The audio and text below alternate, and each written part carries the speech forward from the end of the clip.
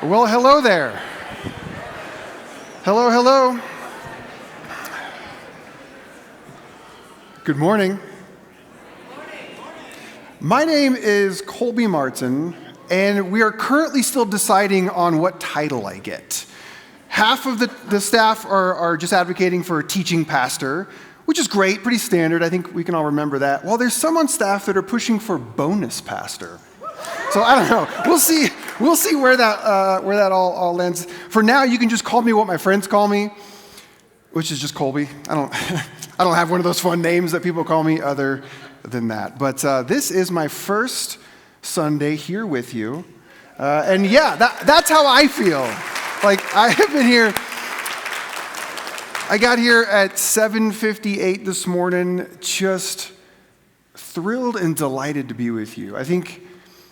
If you knew the place that DCC held in my mind and my heart for the last decade as I've been pastoring in different places around the country, how much respect I've had for your leaders and your community and how you've shown what it looks like to love and follow Jesus in this world. If you knew how much I loved this community from afar, not even knowing you, just loved you, and then to to add my voice to the stream that has been the healing flow of DCC. It's a real honor and a gift to be here with you. So thank you for having me. Okay, that's it. We're going to communion. No, I'm just kidding. Okay, so the human mind is a fascinating instrument. When it's operating at its best, it's capable of complex, abstract thinking, where we can lean into nuance and novelty and explore new ideas. But when we are under a kind of stress or chaos or fear or disorientation, our brain has a way of producing a kind of tunnel vision. And inside that tunnel vision, we reduce to just the known, the familiar, what we're comfortable with. We don't really have the capacity to think outside of that. In fact, we've got research now that shows that even at 15 months old, if you were to put infants under a kind of stress, which I was reading about this research, and I'm like, who's stressing 15-month-olds out there?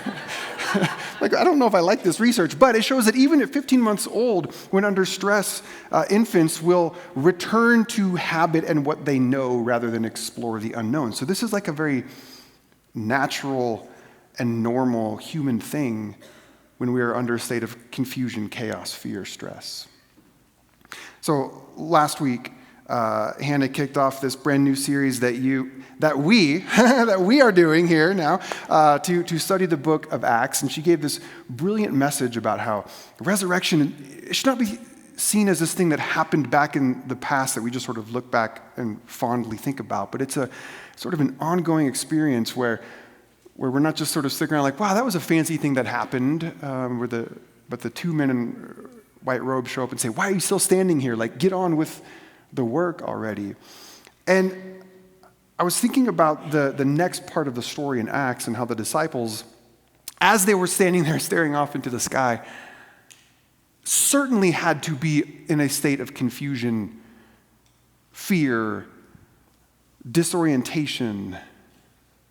And so when I think about that, and I think about what I just shared with you about how the human mind does what it does when we are in these states of fear and confusion, I guess what I'm saying is it makes a lot of sense to me to read what happens next in the story.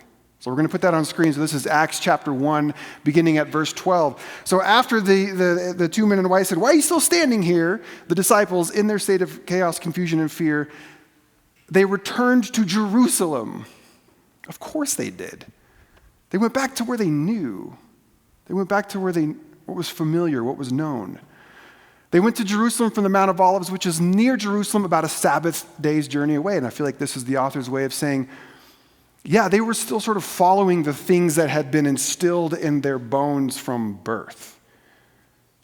Yeah, we still got to follow Sabbath laws. Sabbath's journey away, this is all we can travel. Next verse.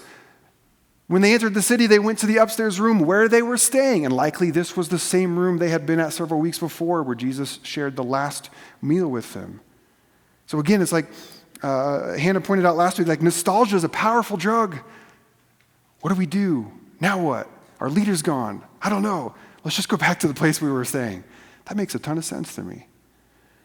They go back to this room where they were staying, and then the next verse, we got the list of Peter and John and James and Andrew and Philip and Thomas and Bartholomew and Matthew and James, Alphaeus' son, Simon the Zealot and Judas and James' son. And they were all united. Speaking of nostalgia, I'm going to pull a reference from a show called Lost. Some of you may not know what I'm talking about, but Jack thank you, the woos are the correct response to that. Jack says, we live together or we die alone. They were united. They came back together. Guys, what do we do? I don't know. Let's stay together in their devotion to prayer. And prayer is this spiritual discipline. And one of the beautiful things about spiritual disciplines is how it gives us a habit we can return to when the tunnel vision narrows our capacity to do anything. When everything else feels out of control and we know we can't control anything, what can we do? Well, we can do this one thing that we know how to do, which is to pray, along with some other women, including Mary, the mother of Jesus, and his brothers. So at this point in the story, the disciples, they don't have a roadmap. There's no instructions for how to go and build the church. They were given this beautiful vision by Jesus of what it looks like, or what it could look like for the kingdom of God to be made manifest on earth as it is in heaven. But now what do? Well, I don't know, but when in doubt, return to what we know, return to what we do. So you could maybe say it like this. They had one foot off in the direction of the new. There's something compelling about this vision of Jesus, but they also had this one foot rooted or planted in what was familiar, what was comfortable.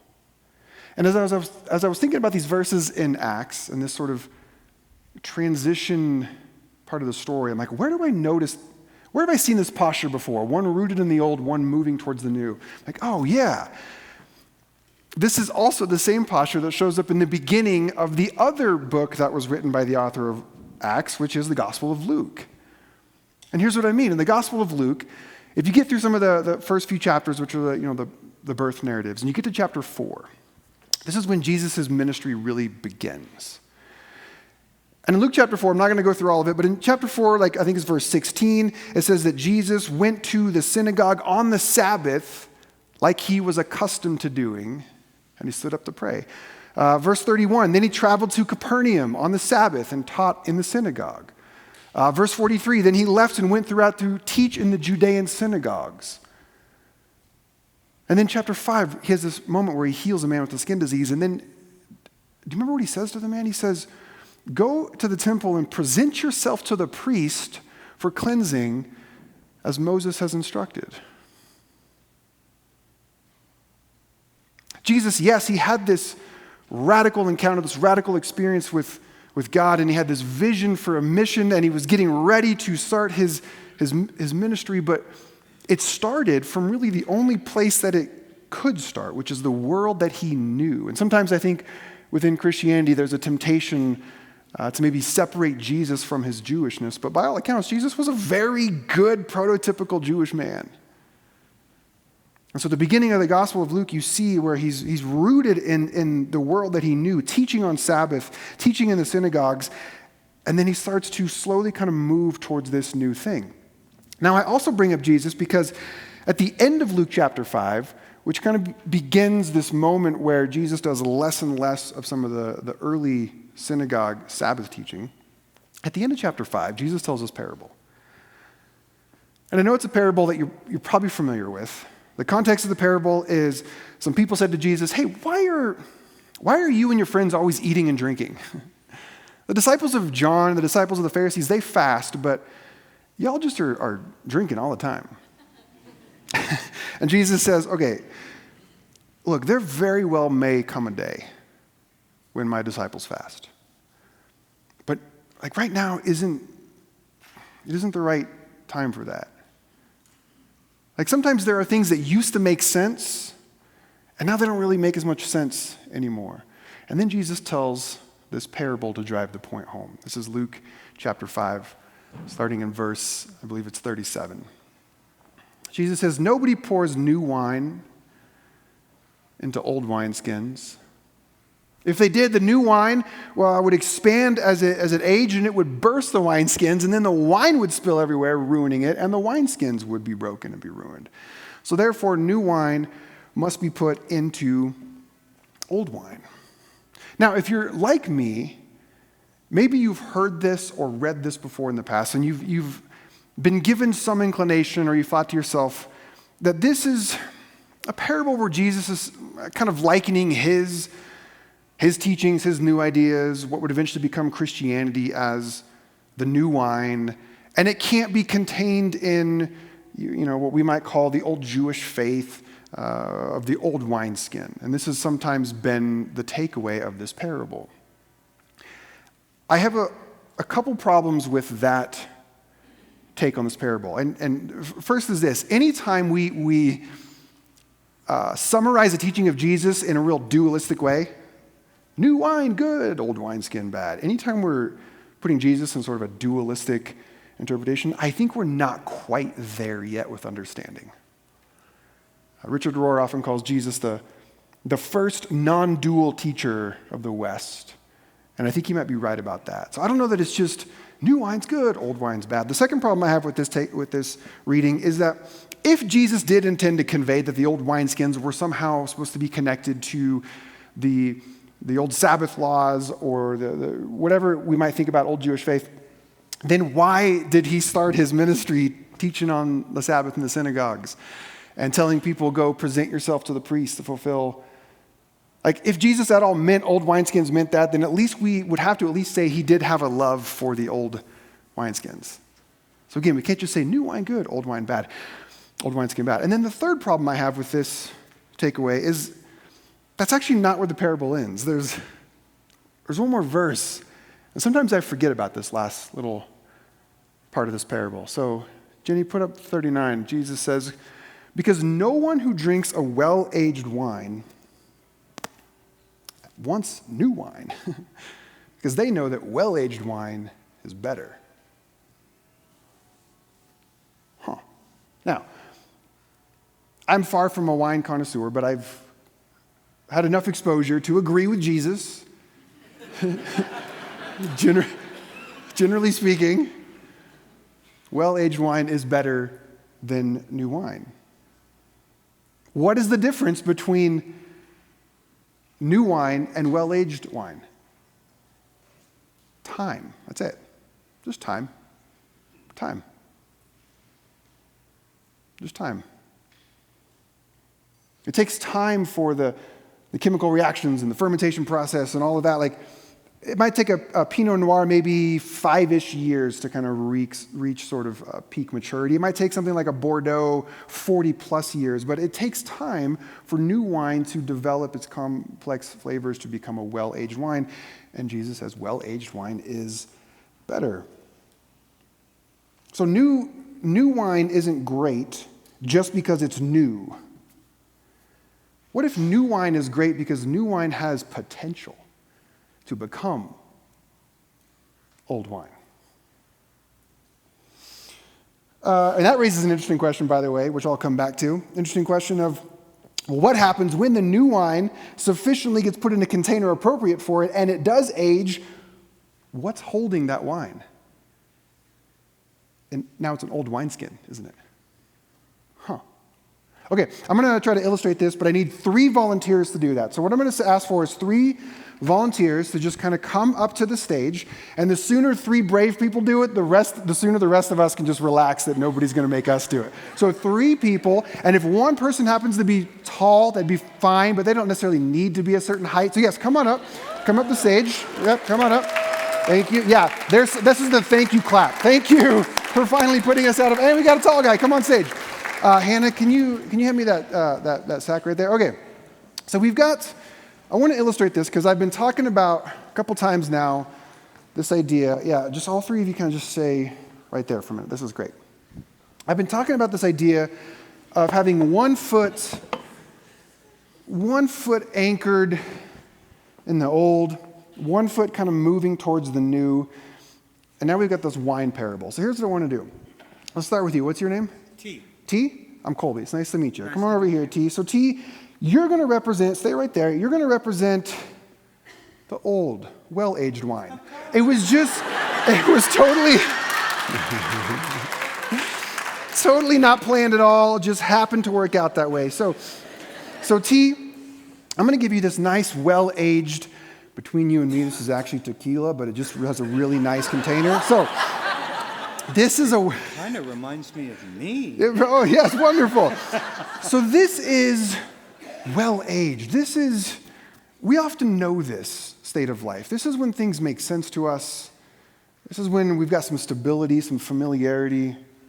Like we could say, yeah, you know what? There's been times in my life where I recognize what this sage looks like. This sort of well-aged wine. Okay, and then come over here. What's your name? Max, I'm Colby. Max, why don't you put one foot next to the T and then just kind of one foot moving off in that direction. And this represents that stage in life where you're kind of still rooted in the old, but you're captivated by something new.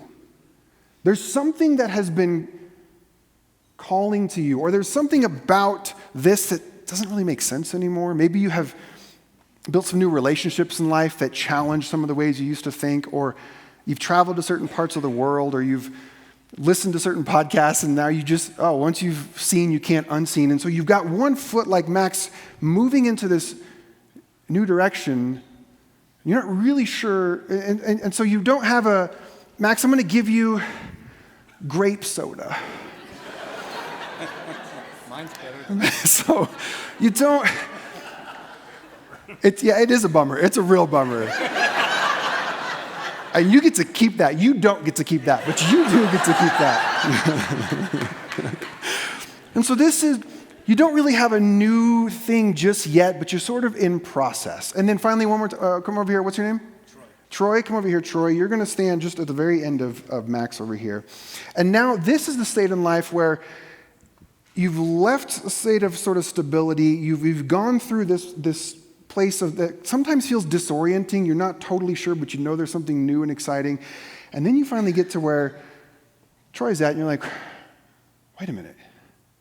I kind of feel like I've maybe got a handle on some things now. Or I've got a renewed sense of stability. And so you've got a nice, healthy container for it. And you've got what we could call some new wine. This is a Pinot Noir from Josh Cellars. It's a 2023. So we might need to give it about 4 more years before we open it, is my recommendation. Again, you don't get to keep it. But this is the new wine stage. And I think one of the things that this brings up for me is once we hit Troy's stage, are we done? Have we arrived? No offense, you haven't arrived. I've knew that for a long time. I mean, even the Apostle Paul, who had been building containers for the new wine of the teachings of Jesus for several decades, even he confessed, I've not yet arrived. I've not yet arrived. So, I don't know, maybe there is no end goal that we are trying to get to.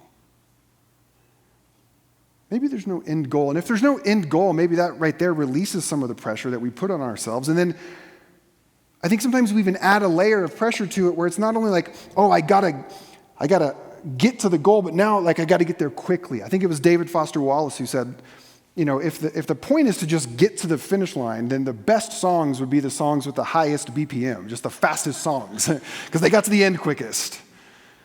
So it's not about getting to some goal. It's not about rushing to finish it. So I don't know, maybe it's even hard for me to say which stage of this sort of winemaking process is the best stage to be in. Maybe it isn't about being best. But didn't Jesus say well-aged wine is better? Yes. But what if Jesus wasn't necessarily saying well-aged wine is better to compare it to new wine, as much as he was saying, no, what's good is the process, the movement, the transformation. That's where the magic is. That's where the magic is. And then there's inevitably going to come a day. There's inevitably going to come a day where even Troy is going to wake up and start to feel like, man, this wine's getting kind of old. And not in a well-aged way. It's the wine connoisseurs among you, you know this better than I do, that yes, there is a there is a point where you want age to wine, but then it hits diminishing returns where it starts to go down and you start to lose quality. I'm like, I don't know how much Jesus meant to convey in this wine parable, but I'm getting a lot from it. And there's a point where now suddenly Troy's like, this is starting to feel real stuffy and old, and now maybe I need some grape soda in my life, Okay, so let's thank our volunteers. Thank you. That is yours to keep. No, not you. Come back here. All right, thank you. Y'all were great. So what if it isn't about getting to some goal? What if it isn't about hurrying to some goal that we aren't even, like, how do we even know when we've got there anyway? What if the goal here is just the movement, the transformation? Like, what if that is the thing? I wonder if that can relieve some of the pressure that sometimes we feel, especially about timing. Like, oh, it's time.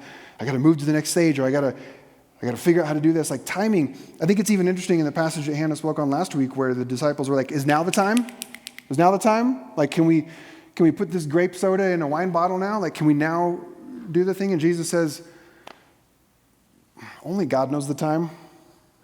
Like, only God knows the time. Like, I can't even help you with that, which is interesting. Only God knows the time. So even like trying for you and me to get worked up about getting the timing right, it's like, are we trying to control things that we really just cannot control? So here's where the implications that this has brought up for me as I've been preparing for this morning with you. I've got like a communal, collective implication, and then I've got like an individual, personal implication. And the collective implication is this. Here at DCC, we're in a season of change. We are in a season of transformation. And some of you in this room, I can imagine, have been here for long enough to remember previous iterations of this change. Like, there was a point 10, 11, 12 years ago where DCC had reached like a nice, well-aged state. And things were humming and things were growing, and it made like the container matched the wine, and it felt really good. And then there were those amongst you and some leaders who were starting to be invited by God to consider that maybe the kingdom, the gospel message is for more than historically have been included. And so you went through, like many churches have gone through over the last 10, 20 years, this process of this new wine of inclusion bursting out of the old wineskin that couldn't contain it anymore. And there's some pain in that. There's some challenges in that as you're sort of got one foot in the old, one foot you're not quite sure where it's going. In the last 10 years have been this process of beautifully building up these new containers to hold this beautiful new wineskin. And now it kind of feels like we're maybe entering another season of change and growth and transformation as we are in the process of saying, goodbye to two of the leaders that have been here for a really long time, and now they're like floating away into the sky. But we can't just stand and watch. The invitation is the same. Like, why are you standing here? And so there has been this new wine that has been happening concurrently with this process, this new wine of Hannah as lead pastor and Michelle as executive pastor. And now we're in this process of like, okay, so what does it look like to begin to build some new containers for this new and beautiful wine that is growing amongst us? And I think the invitation that I've been feeling and that I share with you if it helps, the invitation is to really trust. This is going to sound super like cheesy, but some of the most profound truths are the simplest, but to trust God with the process. To trust God with the timing especially. In this winemaking process that I've been sharing, there's always going to be those that are saying, hurry up, like you're not going fast enough. Leave that old wine skin. Get to the new wine quick. And then there's always going to be those that are like, you're going a little too fast. We're not quite ready for the new wine yet. We still really like some of the old wine skin. I think maybe the invitation is, can we Can we trust? Can we trust that God and Spirit will guide us to create these containers to hold space for this new wine to mature? And then I think on an individual level, how I see this sort of impacting me and how I think it could impact you this morning is that I imagine if you looked at your own faith journey, if you were to do a kind of spiritual autobiography, you would see a similar pattern in your life of times where maybe you wouldn't have said, oh, I got it all figured out, but maybe low-key you kind of thought you did. You kind of thought you'd arrived. I mean, especially if you're like me and you came from an evangelical background, there is a sense in which, oh, as long as you believe a couple correct things, then you have arrived. Well done. But as we look at our spiritual biography, we can see that we've had these moments, these shifts of where something new is growing in us and the old just doesn't really make sense anymore. And part of why I love thinking about it like this way, and I love that we're doing Acts, is because for me, Acts is the picture of the early church doing this exact process. As they're growing and trying to figure out, we've got this new wine, but how do we age this thing? Because well-aged wine is better. How do we put containers around this thing? And so Acts, as we're going to discover in the weeks, months, I mean, y'all took 3 years for Luke, so I don't know how long Acts going to be. I can say y'all when it's in past tense, so y'all. As we go through Acts, you're going to see this process of trying to figure it out. Trying to figure out what does it look like to build these new containers, these new wineskins. And sometimes I'm sure it felt slow and subtle, and other times it probably felt like it happened in a flash of a light, knocking a dude off a horse. Timing, I don't know. It's not up to us. But on an individual level, just in your own lives, can you go back to any point on the timeline of your life and pick when you had it right? Or when was the best version?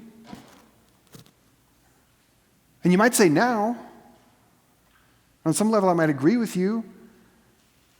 But let's fast forward 5 years. I don't know.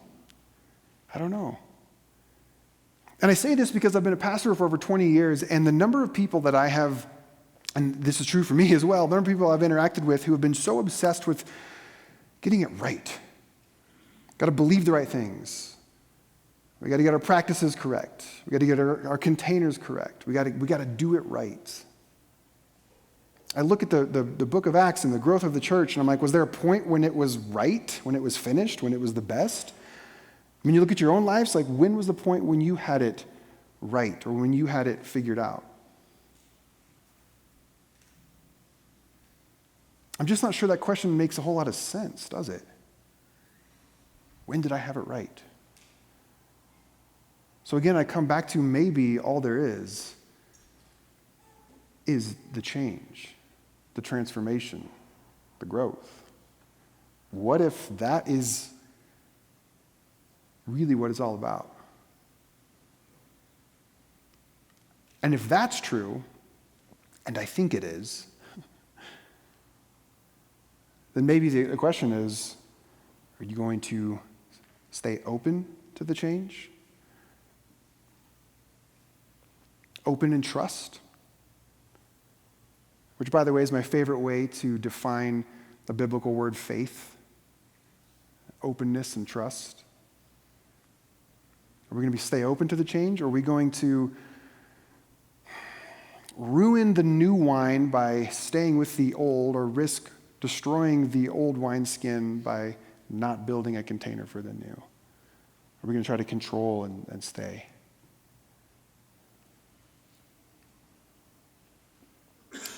And how I want to end with you this morning is I want to say to you, honestly, what I wish someone would have said to me 20 years ago, 15 years ago, 10 years ago, 5 years ago. And it's this.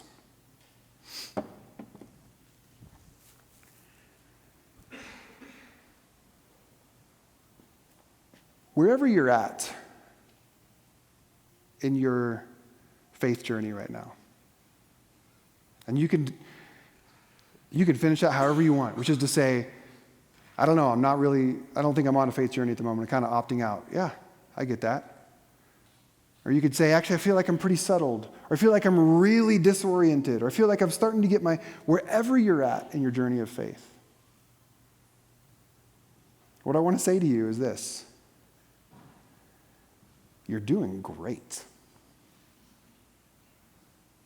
You're doing great. That's it. You're doing great. You're doing great. You're doing great. Like seriously, you are doing great. And this isn't just me just blowing smoke up you. This is me honestly looking at this process of transformation and growth and being like, is any stage better than the other? I don't know. Probably not. So wait, maybe wherever you're at is exactly where you're supposed to be. Maybe the gap between where you are right now and where God wishes you to be, maybe there is no gap. I'm going to say that again.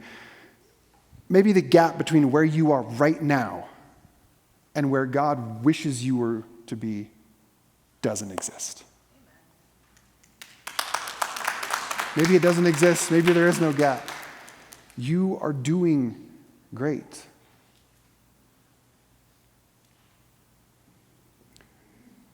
I told you up top how thrilled I am to come and join this community and add my voice and my presence to be a part of this beautiful fabric here. And I was even more delighted to find out that we celebrate the Eucharist every Sunday. Because like I said at the top of the message of the disciples, when they were in the state of chaos, confusion, fear, disorientation, I don't really know what to do. What did they do? They returned to the thing that they knew how to do, their spiritual practice of prayer. And Eucharist is like this weekly practice that however chaotic your week has been, notice I didn't say if you had a chaotic week, just however chaotic your week was, this is always going to be here. Always.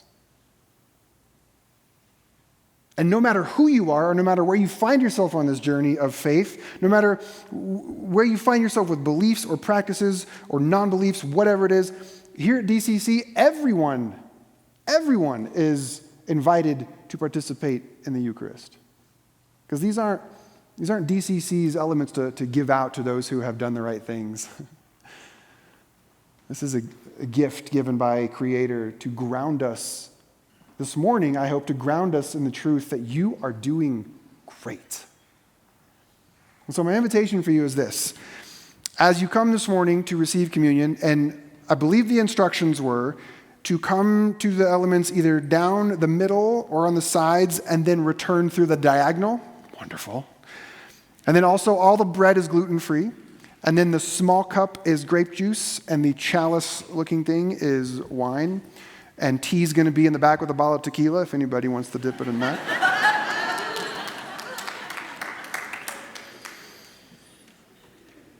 And I invite you to come down and take a piece of bread and dip it in the cup. And here's what I invite you to do. And this is going to be vulnerable. This is going to be scary for some of you. But what I'd love you to do is I'd love you to honestly say it out loud, but some of you that's even way too uncomfortable. So even in your own heart, as you take it, I want you to say this: I'm doing great. And that's not going to feel super easy for a lot of us.